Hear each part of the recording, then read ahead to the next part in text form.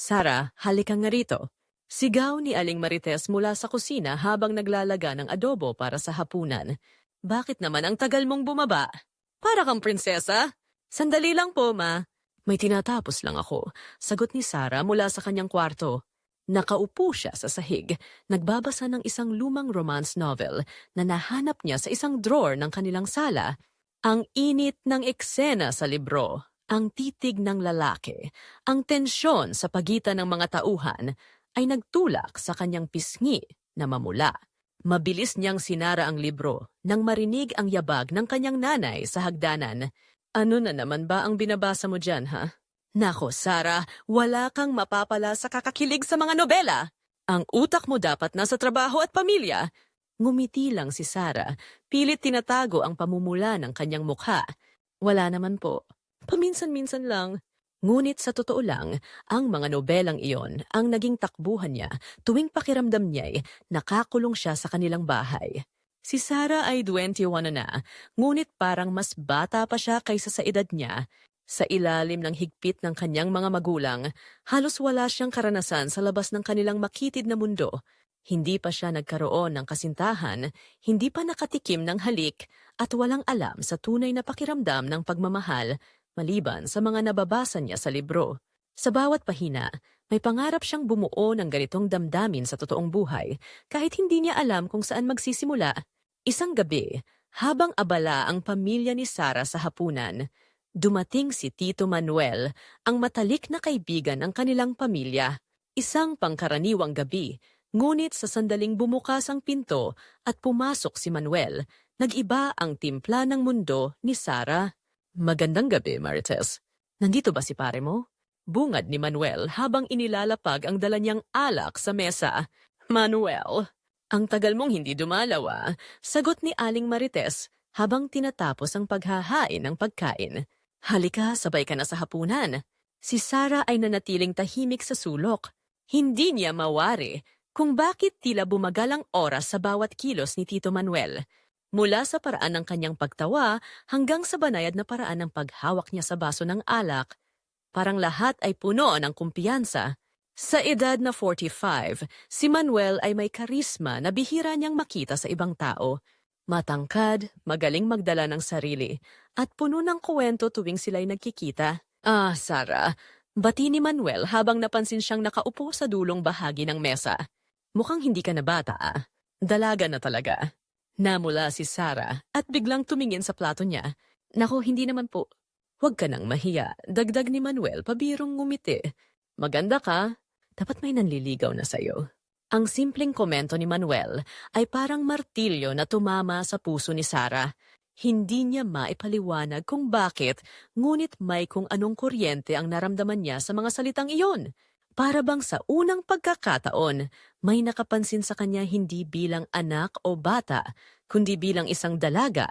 Ang kanyang puso ay bumilis, at sa bawat segundo, lalo siyang napapaisip kung ano ang tunay na ibig sabihin ni Manuel sa kanyang mga salita. Habang kumakain, abala ang lahat sa pakikinig sa mga kwento ni Manuel tungkol sa kanyang negosyo. Ngunit si Sara hindi maalis ang tingin sa kanya. Ang paraan ng kanyang pagsasalita, ang lalim ng kanyang boses, lahat ay tila bagong mundo para sa kanya. Ang mga eksena sa nobelang binabasa niya ay biglang tila napalapit sa totoong buhay. May tanong sa kanyang isipan na paulit-ulit. Ganito ba ang pakiramdam ng mga tauhan sa libro kapag nahuhulog ang loob nila? Sara, anong iniisip mo? Tanong ni Manuel bigla, dahilan para siya'y magulat. Ah, wala naman po. Nakatitig lang po, sagot ni Sara, pilit na ngumingiti upang maitago ang kanyang kahihiyan. Ngumiti si Manuel pabalik, ngunit ang kanyang mga mata ay tila nagtatagal ng bahagya sa mukha ni Sara. Isang titig na hindi napansin ng iba, ngunit tumatak sa isip ng dalaga. Bakit ganito ang tingin niya? Tanong niya sa sarili, habang nararamdaman ang kakaibang init na kumakalat sa kanyang katawan. Matapos ang hapunan, tumambay si Manuel sa sala kasama ang tatay ni Sara, habang siya naman ay nasa kusina at nag-aayos ng mga pinagkainan. Hindi niya napigilan ang sarili na magkunwaring abala habang pasimpleng nakikinig sa usapan nila. Pare, alam mo si Sara mo dalaga na. Ang bilis ng panahon, sabi ni Manuel. Oo nga sagot ng tatay ni Sarah.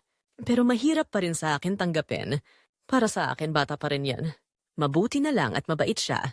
Walang problema, dagdag ni Manuel, ngunit ang tono ng kanyang boses ay parang may kahulugan na hindi maipaliwanag ni Sarah.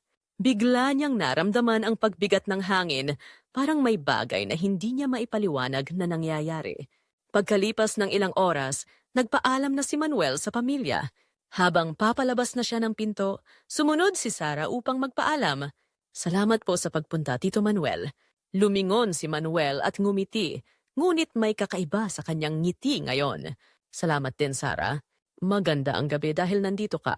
Sa unang pagkakataon, ramdam ni Sarah na parang may ibig sabihin ang mga salita ni Manuel.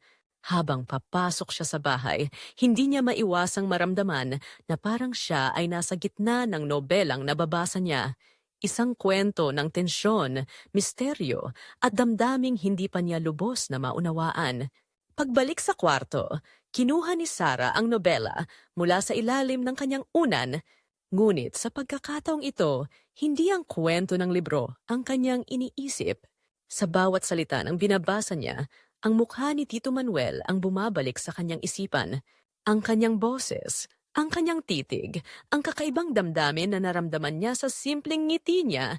Hindi niya alam kung bakit, ngunit alam niyang nag-iba na ang kanyang mundo mula ng gabing iyon. Tito Manuel, bakit parang ikaw ang bida ngayon sa kwento ko? Sarah, halika rito. Tawag ni Tito Manuel habang nakaupo sa veranda ng kanilang bahay. Nandito siya ulit para maghapunan kasama ang pamilya at tulad ng dati, parang may kung anong kakaiba sa kanyang presensya. Sa gabing ito, tila mas mapanatag ang kanyang tono, parang may gustong sabihin ngunit pinipigilan. Opo, Tito Manuel? Tanong ni Sarah, pilit na pinapanatiling kalmado ang boses niya. Ngunit sa loob-loob niya, mabilis ang tibok ng puso niya. Parang may magneto sa tinig ng kanyang tito na hindi niya kayang balewalain. Dito ka, maupo ka muna. Huwag kang mahiya. Sabi nito habang iniangat ang baso ng alak. Alam mo, Sarah, palagi kitang nakikitang abala sa bahay. Siguro naman, kahit minsan, dapat bigyan mo rin ng oras ang sarili mo. Umupo si Sarah sa tabi niya. Hindi tiyak kung paano sasagot. Okay lang naman po ako, Tito Manuel. Sanay na po ako sa mga gawain dito sa bahay. Sanay ka nga, sagot ni Manuel na may ngiting naglalaro sa labi. Pero ang tanong, masaya ka ba? Natigilan si Sarah. Hindi niya alam kung ano ang sasabihin. Para bang tinamaan siya ng tanong, isang bagay na hindi niya pa kailanman naisip tungkol sa sarili. Ang daming bagay sa kanyang mundo ang umiikot sa kagustuhan ng kanyang pamilya. Ngunit ngayon lang niya naramdaman na may ibang tao na nagmamalasakit kung ano ang gusto niya para sa sarili niya. Ewan ko po, sagot niya sa wakas. Hindi ko po alam kung paano sasagutin ang tanong na yan. Nagkibit balikat si Manuel, ngunit ang titig niya ay nanatili sa dalaga. Walang masama sa pagiging abala sa pamilya, Sarah. Pero minsan, kailangan mo ring kilalanin ang sarili mo. Ano ba ang gusto mo? Ano ang nagpapasaya sa iyo? Kasabay ng mga salitang iyon, hinawakan niya ang kamay ni Sarah. Isang mabilis ngunit banayad na galaw na parang sinasabi na gusto niyang bigyang diin ang tanong. Agad niyang binitiwan ito. Ngunit ang sandaling iyon ay nag-iwan ng kakaibang sensasyon kay Sarah. Para bang may ibig sabihin ang simpleng kilos na iyon. Kinabukasan, habang naglalaba sa bakuran, hindi mapigilan ni Sarah ang pag-iisip sa tanong ni Manuel. Ano nga ba ang nagpapasaya sa akin?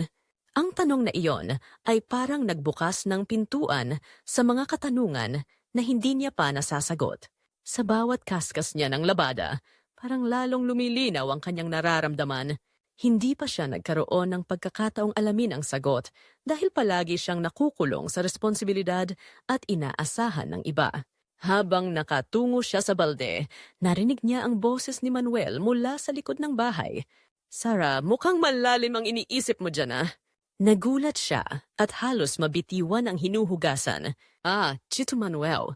Wala naman po, nag-iisip lang. Pumasok si Manuel sa bakuran, nakasuot ng asul na polo shirt at itim na pantalon. Mukhang kakatapos lang magtrabaho. Mukhang mabigat yan ah. Tara, samahan mo ako sandali. May gusto akong ipakita sa'yo. Hindi tumanggi si Sarah. Iniwan niya ang labada at sumunod kay Manuel patungo sa kanyang sasakyan. Saan po tayo pupunta? Tanong niya habang binubuksan ni Manuel ang pinto ng kotse para sa kanya. Huwag kang mag-alala. Hindi naman tayo lalayo, sagot nito, ngumingiti. May gusto lang akong ipakita. Pagdating nila sa isang maliit na parke sa gilid ng bayan, lumabas si Manuel ng sasakyan at inalalayan si Sarah. Dito tayo, sabi niya habang tinuturo ang isang bench sa ilalim ng malaking puno. Tahimik ang paligid. Ang tanging naririnig ay ang huni ng mga ibon at banayad na ihip ng hangin. Ang ganda po dito, bulong ni Sarah habang tinitingnan ang paligid. Isa to sa mga paborito kong lugar kapag gusto kong mag-isip, sabi ni Manuel habang nakaupo sa tabi niya.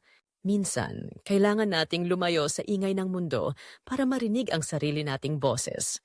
Nagkatinginan sila saglit at parang may kakaibang init na bumalot sa pagitan nila. Mabilis na umiwas ng tingin si Sarah, ngunit ang pintig ng puso niya ay parang tambol sa kanyang pandinig. Hindi niya maipaliwanag, ngunit parang unti-unti siyang hinihila ng presensya ni Manuel sa mundo na hindi pa niya naiintindihan. Habang nakaupo sila sa bench, nagsimula silang magkwentuhan. Si Manuel ang nag-umpisa, ikinuwento ang mga pinagdaanan niya noong kabataan. Alam mo, Sarah, hindi naman ako palaging ganito. Nung bata pa ako, wala akong tiwala sa sarili ko. Lagi akong takot na gumawa ng desisyon. Talaga po? Tanong ni Sarah, hindi makapaniwala. Para kasing si Manuel ay perpektong halimbawa ng isang tao na laging alam ang gagawin. Oo, sagot ni Manuel, tumingin sa kanya ng seryoso. Pero alam mo kung ano ang nagbago? Natutunan kong kilalanin ang sarili ko. Sa bawat pagkakamali, natutunan kong hanapin kung ano ang gusto ko at kung sino talaga ako. Habang sinasabi niya ito, may bahagyang pagbabago sa kanyang tono.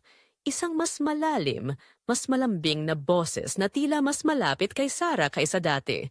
Tumigil siya ng saglit at ngumiti, na parang inaabot ang kanyang damdamin sa pamamagitan ng ngiting iyon. Kay Sarah, ang ngiti na iyon ay tila may daladalang ibang mensahe na hindi niya lubos maunawaan. Napaisip si Sarah. Para bang bawat salitang sinasabi ni Manuel ay may tinutumbok na bahagi ng kanyang pagkatao na matagal na niyang kinikimkim. Kailan kaya ako magkakaroon ng pagkakataong hanapin ang sarili ko? Tanong niya sa sarili. Bago sila umuwi, binigyan siya ni Manuel ng simpleng payo na tumatak sa kanyang isip. Sarah, huwag kang matakot magtanong. At higit sa lahat, huwag kang matakot magkamali. Dun mo lang malalaman kung ano talaga ang halaga ng sarili mo. Habang nagmamaneho pa uwi, tahimik si Sarah, ngunit ang isip niya ay puno ng tanong. Ang mga salita ni Manuel ay parang palaso na tumama sa kanyang puso. At sa unang pagkakataon, naramdaman niya na baka panahon na para sa kanya na magsimulang magtanong, hindi para sa iba, kundi para sa sarili niya. Pagbalik sa bahay, nagpaalam si Manuel sa kanyang mga magulang. Ngunit bago siya umalis, hinawakan niya ang balikat ni Sarah at bumulong. Ikaw lang ang makakasagot ng mga tanong mo, Sarah. Tandaan mo yan. Nanatili si Sarah sa may pintuan. Pinapanood si Manuel habang sumasakay sa kanyang kotse. Sa gabing iyon, habang nakahiga sa kama, hindi niya mapigilan ang kanyang sarili na isipin ang mga sinabi nito. Parang isang bagong pintuan ang binuksan sa kanyang isipan. Isang pintuan na hindi niya alam kung dapat niyang pasukin o iwasan. Ano nga ba ang gusto ko? Ano nga ba ang nagpapasaya sa akin? At bakit parang si Tito Manuel ang nagbibigay ng sagot sa mga tanong na ito? Ang damdamin ni Sarah ay tila isang apoy na unti-unting lumalagablab. Hindi niya palubos na maintindihan, ngunit alam niyang nag-iba na ang takbo ng kanyang mundo mula nang makilala niya si Tito Manuel hindi lamang bilang kaibigan ng pamilya, kundi bilang isang tao na may kakayahang magtulak sa kanya upang kilalanin ang sarili. Sa gabing iyon, habang ang hangin ay dahan-dahang pumapasok sa bintana ng kanyang kwarto, ang mga tanong sa kanyang isip ay hindi na lamang simpleng kuryosidad. Ang mga ito ay naging panawagan. Isang panawagan na hanapin ang sagot sa kung sino siya at kung ano ang kanyang hinahanap sa mundo. Mabilis ang mga araw, ngunit para kay Sarah, tila bumabagal ang oras tuwing nasa paligid si Tito Manuel. Ang bawat ngiti, Ang bawat titig at ang bawat salitang binibitawan niya ay parang nagkakaroon ng ibang kahulugan sa isipan ng dalaga. Hindi niya maipaliwanag, ngunit ramdam niyang may kakaiba na sa kanilang ugnayan. Isang bagay na hindi niya kayang ipaliwanag sa iba. Isang gabi, dumating si Tito Manuel sa bahay para sa isang biglaang hapunan kasama ang pamilya. Marites, sorry hindi ako nakapagpaalam ng maaga. Nagkataon lang na nasa malapit ako, sabi ni Manuel habang nilalapag ang isang kahon ng ensaymada sa mesa. Naku, wala yon! Palagi kang welcome dito, Manuel. Alam mo yan, sagot ni Aling Marites na abala sa kusina. Habang abala ang lahat sa hapunan, si Sara naman ay tahimik na nakaupo. Pinapanood si Tito Manuel habang masiglang nakikipag-usap sa kanyang mga magulang. Ngunit sa kalagitnaan ng masayang usapan, napatingin si Manuel kay Sara. Isang titig na tila nagtatagal ng masyadong mahaba. Nahuli niya ang dalaga na nakatitig rin sa kanya at ang sandaling iyon ay tila nagkaroon ng sariling mundo. Sara, okay ka lang? Tanong ni Aling Marites, dahilan para magising si Sara mula sa kanyang malalim na pag-iisip. Opo ma. Wala naman po, sagot niya pilit na ngumingiti. Ngumiti si Manuel, ngunit hindi na siya nagsalita. Sa loob-loob niya, ramdam niyang unti-unti nang lumalalim ang kanilang koneksyon, isang koneksyon na hindi na basta-basta maitatanggi. Pagkatapos ng hapunan, nagpaalam si Manuel sa mga magulang ni Sara. Mauna na ako, pare. Maraming salamat sa masarap na hapunan, Marites. Naku, salamat din sa pagdala mo ng ensaymada. Lagi kang mag-iingat, Manuel, sagot ni Aling Marites habang inaabot ang kahon ng tirang pagkain. Habang palabas ng pintuan si Manuel, sinundan siya ni Sara. Tito Manuel, salamat po ulit sa pagpunta. Sabi niya, pilit na pinapakalma ang kanyang sarili. Tumigil si Manuel at tumingin sa kanya. Ang ngiti sa labi ay bahagyang nawala. Sara, may gusto akong itanong sa'yo. Napatigil si Sara. Nagulat sa biglang seryosong tono ni Manuel. Ano po yon? May tiwala ka ba sa akin? Tanong nito, malalim ang boses at puno ng sinseridad. Opo naman, Tito Manuel, sagot niya. Bagamat hindi niya alam kung saan papunta ang tanong. Kung ganon, sabi ni Manuel, lumapit ng bahagya. Huwag kang magdadalawang isip na lumapit sa akin kung may kailangan ka, kahit ano pa yon. Habang sinasabi niya ito, bahagyang hinaplos ni Manuel ang buhok ni Sara. Isang kilos na tila walang mali siya, ngunit nag-iwan ng malalim na bakas sa dalaga. Ang kanyang mga daliri ay dahan-dahang lumapat sa kanyang pisngi bago ito mabilis na bumitaw. Ang sandaling iyon ay nagpatigil sa mundo ni Sara. At sa kanyang loob-loob, isang bagay ang nawala. Ang linya ng pagiging inosente. Kinabukasan, habang nag-aaral si Sara sa sala, dumaan si Manuel sa kanilang bahay. Marites, baka pwede akong makikape. Tanong nito habang naglalakad papunta sa veranda. Naku, Manuel, ikaw pa. Parang bahay mo na rin ito. Sagot ni Aling Marites na agad nagpunta sa kusina upang magtimpla ng kape. Si Sara naman ay naiwan sa sala, hindi mapigilan ang sarili na mapatingin kay Manuel. Tito Manuel, ang aga niyo po yata. Ngumiti si Manuel at umupo sa sofa. Naisip ko lang dumaan. Mahalaga ang umaga para mag-isip, di ba? Tumango si Sara, ngunit hindi niya maalis ang kaba sa dibdib niya. Parang may kung anong nangyayari, ngunit hindi niya kayang pangalanan. Nang dumating ang kanyang nanay na may dalang tray ng kape at tinapay, agad na napunta ang usapan sa mga plano ni Manuel sa trabaho at negosyo. Habang abala sa kwentuhan ang kanyang nanay, umupo si Manuel sa tabi ni Sara. Anong pinag-aaralan mo? Tanong niya, bahagyang sinisilip ang mga papel sa harapan ng dalaga. Schoolwork lang po. Sagot ni Sara, pilit na pinapakalma ang kanyang boses. Mukhang masipag ka talaga, sabi ni Manuel. Ang boses ay halos bulong. Pero huwag mong kalimutang magpahinga. Hinawakan niya ang kamay ni Sara. Saglit lang, ngunit sapat para magdulot ng kuryente sa katawan ng dalaga. Opo, mahina niyang sagot, sabay bitaw sa tingin at pagtungo sa kanyang mga papel. Makalipas ang ilang araw, isang kakaibang insidente ang nangyari. Nasa kusina si Sara, naghuhugas ng pinggan, nang biglang sumulpot si Manuel sa likod niya. Sara, sabi nito, inilapit ang kamay sa kanyang baywang upang kunin ang isang tasa na nasa ibabaw ng lababo. Pasensya na kung istorbo ako. Ramdam ni Sarah ang init ng kamay ni Manuel sa kanyang tagiliran at tila tumigil ang oras sa sandaling iyon. Hindi siya gumalaw, hindi rin nagsalita. Ang simpleng kilos na iyon ay nag-iwan ng bakas sa kanyang isipan na hindi niya kayang alisin. Isang gabi, habang lahat ay tulog na, tumunog ang cellphone ni Sarah. Isang mensahe mula kay Tito Manuel. Tito Manuel, Sarah, pasensya na kung napapalapit ako masyado. Gusto ko lang malaman mo na espesyal ka sa akin. Napamulagat si Sarah sa nabasa. Parang biglang lumamig ang paligid, ngunit sa parehong pagkakataon, may init na gumapang sa kanyang pisngi. Espesyal? Tanong niya sa sarili. Ano ang ibig sabihin ni Tito Manuel? Bakit niya ito sinasabi sa gitna ng gabi? Hindi niya alam kung ano ang isasagot. Sa halip, inilapag niya ang cellphone at pilit na ipinikit ang kanyang mga mata. Ngunit kahit anong gawin niya, hindi niya maalis sa isip ang mga salitang iyon. Espesyal! Bakit parang ito ang salitang nagpapalubha sa lahat ng kanyang nararamdaman? Sa sumunod na araw, nagkaroon ng pagkakataon si Sarah na kausapin si Anna, ang kanyang matalik na kaibigan. Anna, may sasabihin ako sa iyo, pero huwag kang magugulat. Ano na naman ba yan? Tanong ni Anna, nakakunot ang noo. Si Tito Manuel, simula ni Sarah, bumababa ang boses. Parang may sinasabi siyang, kakaiba. Kakaiba? Anong klaseng kakaiba? Tanong ni Anna, biglang naging seryoso. Sinabihan niya ako kagabi na espesyal daw ako, sabi ni Sarah. Pilit na tinatago ang pamumula ng kanyang mukha. Espesyal?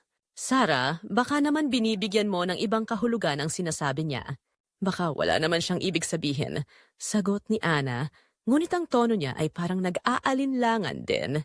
Hindi ko alam, Anna. Pero iba ang pakiramdam ko, sabi ni Sarah. Parang may mali, pero parang hindi ko rin gustong itigil. Napabuntong hininga si Anna. Sarah, kailangan mong mag-ingat. Baka naman tama ka, pero baka rin may ibang motibo si Tito Manuel. Sa gabing iyon, habang nag-iisa si Sarah sa kanyang kwarto, muling tumunog ang cellphone niya. Isa pang mensahe mula kay Tito Manuel. Tito Manuel, Sarah, sana hindi ka naguguluhan. Gusto ko lang malaman mo na nandito ako para sa iyo, kahit ano pa ang mangyari. Habang binabasa niya ang mensahe, ramdam ni Sarah na parang may linya silang dalawa na unti-unting nagiging malabo. Hangganan na ba ito ng pagiging magkaibigan o simula ng isang bagay na hindi na nila maibabalik? Sa bawat pintig ng puso niya, alam niyang papalapit na sila sa puntong wala ng balikan. Ngunit ang tanong, handa ba siyang lampasan ang hangganang iyon? Ang gabi ay tahimik, ngunit sa loob ng bahay ni Sarah, ramdam niya ang pagigting ng kanyang damdamin. Dumaan si Tito Manuel ng mas maaga sa hapunan at naiwan pa rin sa sala matapos ang lahat ay pumanhik na para matulog. Sarah, samahan mo naman ako sandali, sabi ni Manuel habang umiinom ng kape. Ang tono ng kanyang boses ay banayad, ngunit may lalim na tila may iniingatang lihim. Opo, Tito Manuel, sagot ni Sarah, bahagyang kinakabahan ngunit hindi makatanggi. Umupo siya sa tapat ni Manuel at sa katahimikan ng paligid, naramdaman niyang tila sila lang ang dalawang tao sa mundo. May mga bagay na gusto kong sabihin sa yo. Simula ni Manuel, itinabi ang tasa ng kape. Alam kong minsan parang masyado akong malapit sa iyo, pero gusto ko lang malaman mo kung gaano ka kahalaga sa akin. Nanatili si Sarah na tahimik, ngunit ang puso niya ay parang tambol na walang tigil sa pagtibok. Tito Manuel, bakit po? Mahina niyang tanong, halatang naguguluhan. Dahil espesyal ka, sagot ni Manuel habang bahagyang inilapit ang sarili. Hindi ko alam kung kailan nagsimula ito, pero ikaw ang tanging tao na nagpaparamdam sa akin ng ganito. Ang mga salita ni Manuel ay parang kidlat na tumama sa puso ni Sarah. Hindi niya alam kung paano sasagot, ngunit ramdam niyang ang mga tanong sa kanyang isipan ay tila nagkakaroon ng sagot sa sandaling iyon. Hindi na siya nakapagsalita at sa kanyang katahimikan, inilapit ni Manuel ang kanyang kamay sa pisngi ng dalaga. Sarah, ayos lang ba? Tanong nito. Ang boses ay halos bulong. Tumango si Sarah, bahagyang nanginginig, ngunit hindi dahil sa takot, kundi sa damdaming hindi niya pa nararanasan. Sa sandaling iyon, Naramdaman niyang lahat ng kwento sa kanyang mga binabasang nobela ay nagkakatotoo. Dahan-dahan, inilapit ni Manuel ang kanyang labi sa kanya at sa unang pagkakataon, nalasahan ni Sarah ang init ng isang halik. Ang halik na iyon ay puno ng tensyon at pagnanasa. Isang halik na tuluyang nagbura sa pagitan ng tama at mali. Ang mga sumunod na oras ay parang panaginip para kay Sarah. Sa bawat haplos ni Manuel, naramdaman niyang unti-unti siyang nawawala sa mundo ng inosente. Ang bawat galaw ay puno ng kasiguraduhan at kasiyahan. Ngunit sa likod ng lahat, may bahid ng hindi maipaliwanag na kaba.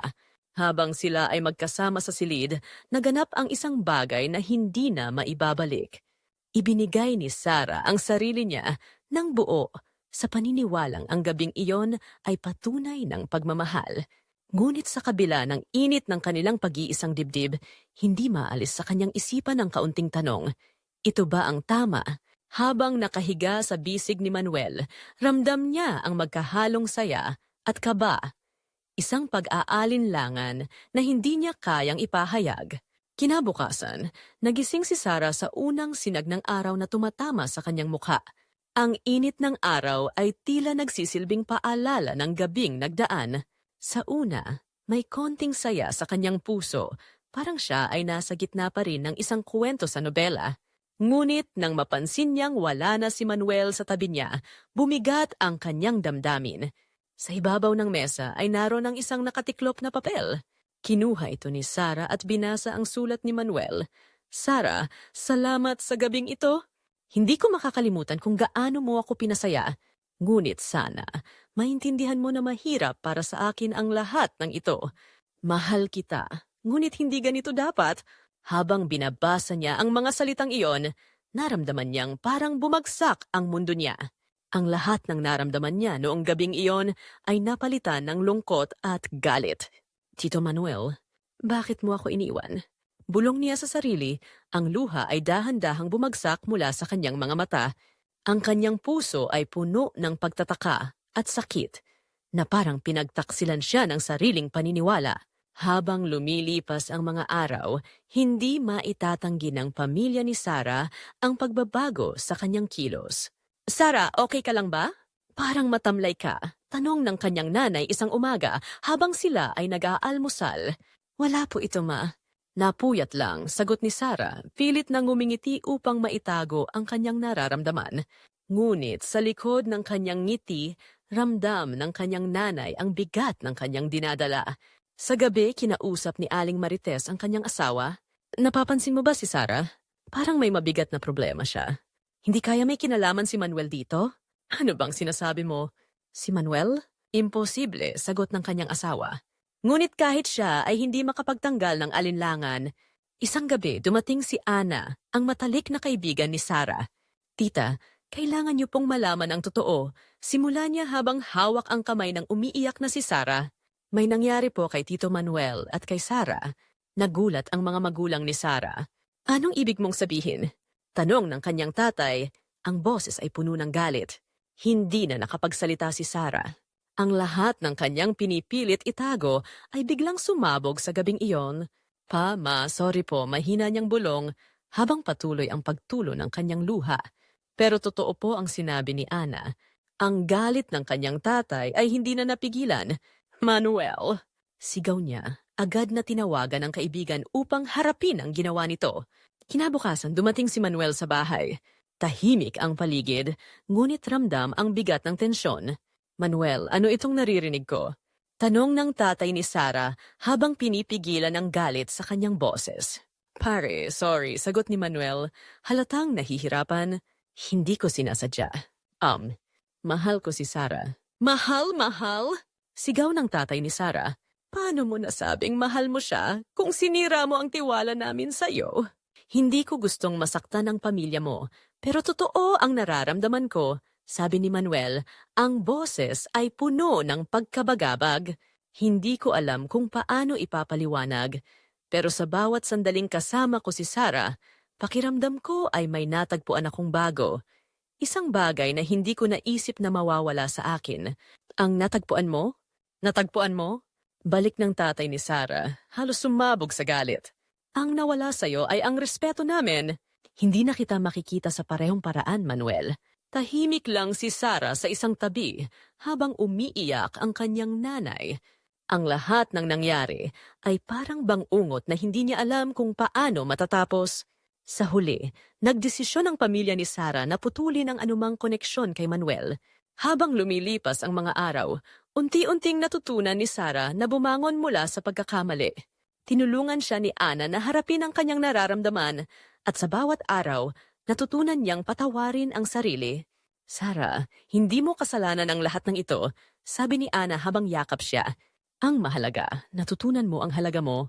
Sa isang sulok ng kanyang isipan, naroon pa rin si Tito Manuel, ang tao na nagpakilala sa kanya sa pagmamahal, ngunit nagturo rin sa kanya ng sakit.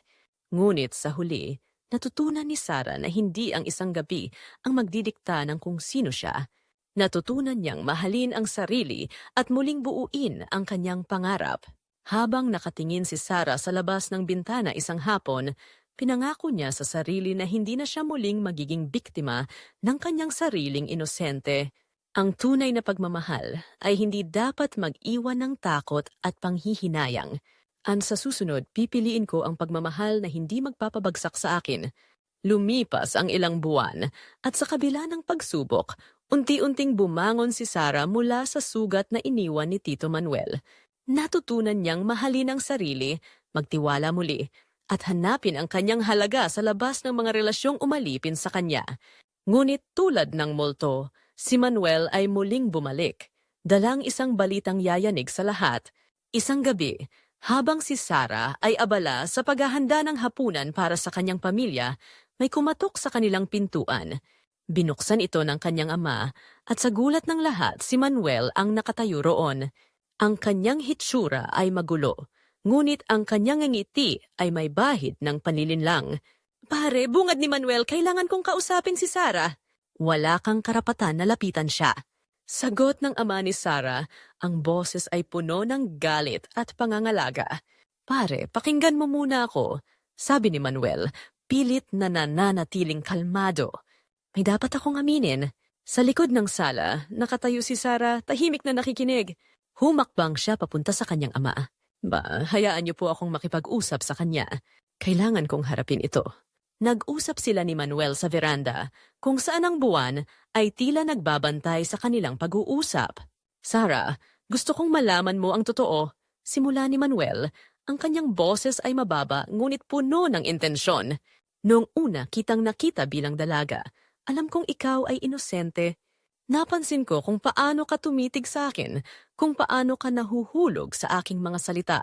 At, sa totoo lang, nagustuhan ko iyon. Nagulat si Sarah sa kanyang mga sinabi. Ibig sabihin, sinadya mo ang lahat ng ito? Ginamit mo ang tiwala ko para sa sariling kapakanan. Hindi ko ito sinasabi para saktan ka, sagot ni Manuel. Ngunit gusto kong malaman mo na sa mga sandaling iyon, parang ako ay muling nabuhay. Ang iyong kawalang malay at tiwala ay nagbigay sa akin ng pakiramdam na mahalaga ako kahit pa alam kong mali ito. Tahimik si Sarah, ngunit ang kanyang mga mata ay puno ng luha. Ginamit mo ako, Tito Manuel? Akala ko ang pagmamahal mo ay totoo. Ngunit ngayon, alam kong ikaw lang ang mahal mo. Habang sila'y nag-uusap, biglang pumasok si Ana mula sa likuran. Dala ang tapang na lagi niyang ipinapakita para kay Sarah. Manuel, tama na. Wala ka ng karapatang sirain pa ang buhay ni Sarah. Hindi mo ba nakikita? Malakas na siya ngayon at hindi mo na siya maaaring kontrolin. Tumayo si Sarah at sa unang pagkakataon, itinuwid niya ang kanyang likod at hinarap si Manuel ng buong tapang. Tama si Ana. Hindi na ako ang babaeng hinayaan mong mahulog sa iyong bitag. At kung ang dahilan ng pagbabalik mo ay upang sirain muli ako, nagkamali ka ng iniisip. Tumawa si Manuel, ngunit ang kanyang mga mata ay nagbabadya ng takot. Sarah, akala mo ba'y malaya ka na? Ang alaala ng gabing iyon ay mananatili sa iyo magpakailanman. Hindi mo yun maitatanggi. Ngunit ngumiti si Sarah, isang ngiti ng tagumpay at lakas. Tama ka, mananatili ang alaala, ngunit ang kontrol mo sa akin, iyan ang tuluyan ng nawala. Ang bawat sugat na iniwan mo ay nagsilbing paalala na kaya kong maghilom. Ang mga pagkakamali ko ay hindi magdidikta ng kinabukasan ko. Sa harap ng pamilya at ni Ana, iniwan ni Manuel ang bahay, tahimik ngunit talunan.